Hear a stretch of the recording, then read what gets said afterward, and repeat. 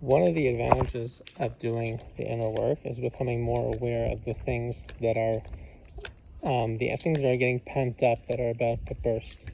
A lot of the times,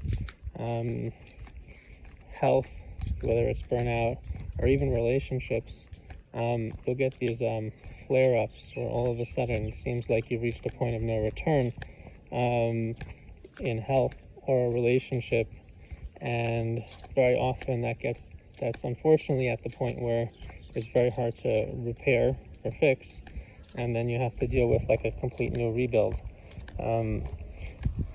Very often what happens, the way things deteriorate, is they reach a state of numbness. So first there is pain, but when pain becomes ignored again and again and again, it reaches the point of numbness. So in a relationship, you'll have, things are good, and then someone's feelings get hurt for, a legitimate reason, and that's not dealt with, because we just get busy or we don't know how to deal with it. And then what ends up happening is that pain lingers.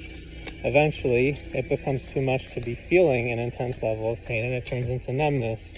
And numbness doesn't mean that the pain went away. It just means that now it's gone underneath the surface and it's building up.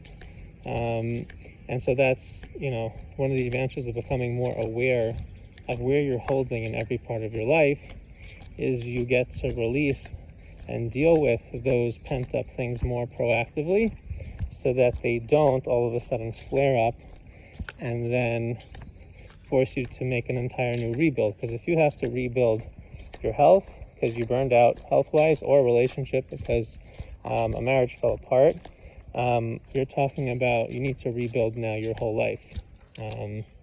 So very good to have a system that helps you keep track of where you're holding, what's going on, identify the things ahead of time so that you don't have to deal with the mess afterwards.